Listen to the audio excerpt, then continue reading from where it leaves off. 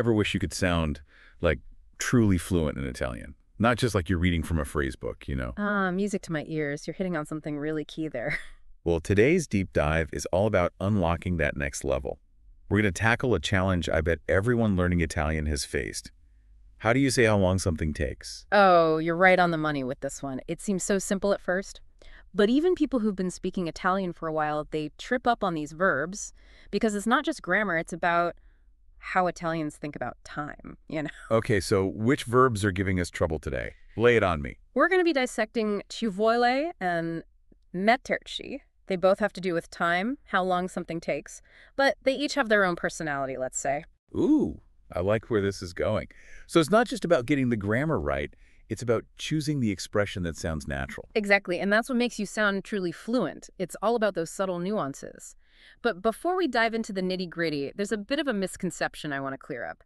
Some people might be thinking about the verb bisogna, one needs to. Now, while that verb conveys necessity, it's not really used for, like, actual durations of time. So, for example, bisogna lavorare per guadagnare soldi. One needs to work to earn money. It's a general truth, not a specific time frame. Okay, so bisogna is off the table for our time-bending adventure today. So let's start with ci vuole. I'm pretty sure I've seen that translated as it takes in English, am I right? True, but there's a catch. See, the way Italians structure this phrase is different. It's what we call, and don't let the grammar term scare you, an impersonal construction. Oh, please, demystify away. I'm all about making grammar less scary.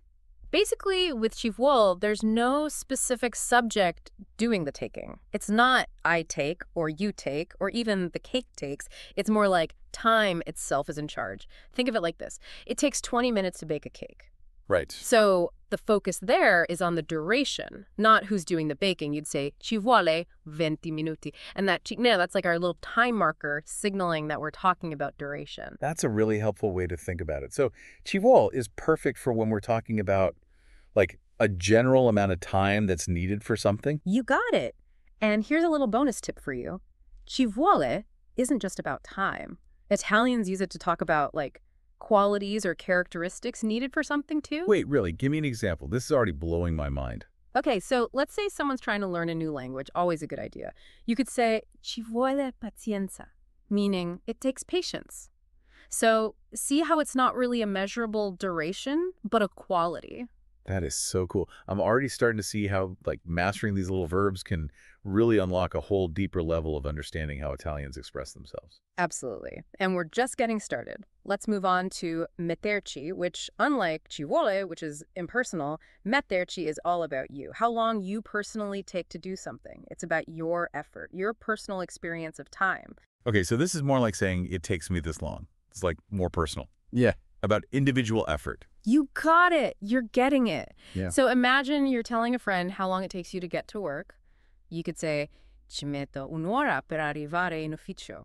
It takes me an hour to get to the office. Okay, this is starting to click. So with ci vuole, time's the boss. But with metterci, it's more about my time, my investment of it almost. Exactly. You're getting it. Right. And here's the crucial point. Because metterci is all about you, the verb has to agree with the subject, whether it's I, you, he, she, we, they. So that's where those infamous Italian conjugations rear their heads. Don't worry, I've got my trusty verb charts ready. You're one step ahead of me. But before we get lost in a sea of verb endings, there's one more twist we need to unravel. What happens when we go back in time? How do we talk about how long something took in the past?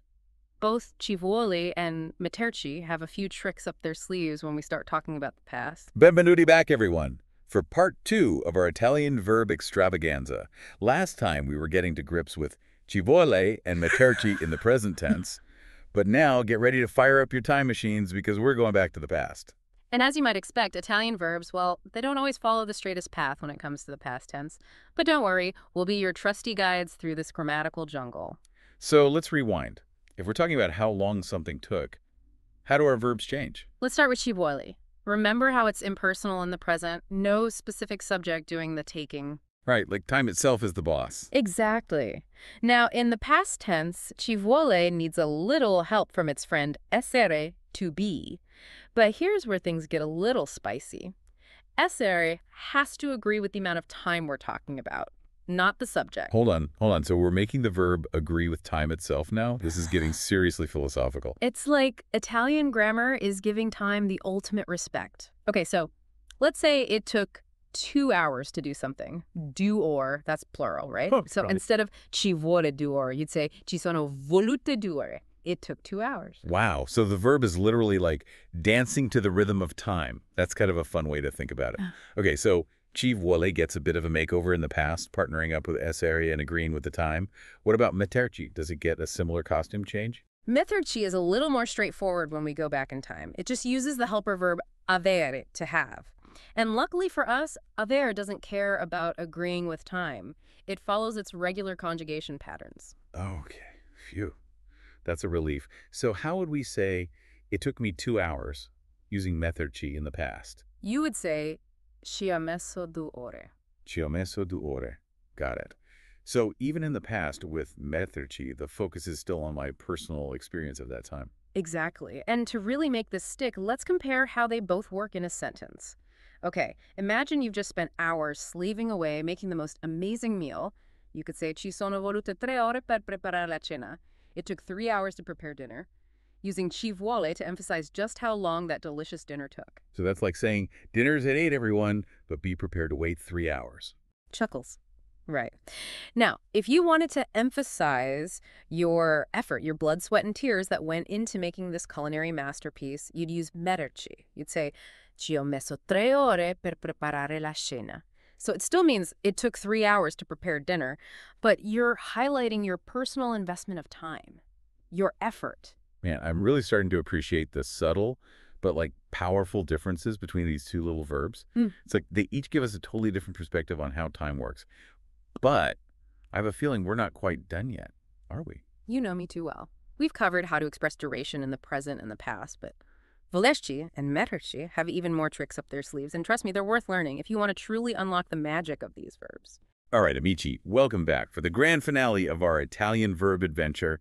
We've danced through present and past. We've mastered how long things take. But like a delicious Italian meal, there's always room for more, right? You know it. So you're saying ci vuole and metterci still have some tricks up their sleeves. Oh, absolutely. These verbs are like those friends who always have one more surprise for you. They pop up in other Italian expressions, too, with totally different meanings. Whoa, okay. I thought we'd explored every inch of these verbs by now. Like, what else can they do? Can they magically order me a pizza in perfect Italian? While they might not be making restaurant reservations for you, they can definitely spice up your everyday conversations. Remember how we talked about ci vuole for, like, the qualities you need for something? Right, like ci vuole pazienza. It takes patience. Exactly. Well, that idea, it goes way beyond just characteristics. Okay, you're going to have to give me an example here. My curiosity is piqued. Okay, picture this. You're at a party, the music is fantastic, everyone's having a good time, and you turn to your friend and go, ci vuole proprio un ballo, which means we really need a dance right now. So it's not just describing a quality anymore. It's like a strong desire, a need. You got it. It's like ci vuole just throws a party in your sentence and suddenly, bam, it's expressing this whole other layer of meaning. I am loving this. Okay, so ci vuole has this hidden talent for talking about needs and desires. What about metterci? Does it have any secret powers beyond telling time? Oh, for sure. Remember how it emphasizes personal effort? Well, Italians use it to talk about the emotional energy you put into something, too. The commitment. Okay, now that is fascinating. Give me an example. I want to add this to my vocabulary, like yesterday. Okay, so imagine your friend just finished telling you about this huge challenge they overcame. You could say, wow, devi averci messo cuore. Wow, you must have really put your heart into it. That's beautiful. So it's not just the time they spent, but like the passion, the dedication they poured into it. Exactly. And that, my friend, is what makes learning a language so rewarding. It's not about memorizing grammar rules.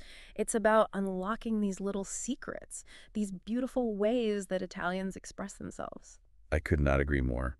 I feel like ci vuole and metterci, they're not just verbs anymore. They're like little windows into the Italian soul, revealing how Italians think about time and effort and passion. I couldn't have said it better myself. So, listeners, as we wrap up our deep dive today, remember this is just the beginning. Keep exploring, keep practicing, and keep discovering those little nuances that make Italian such a vibrant and expressive language. Ciao for now, everyone, and happy practicing.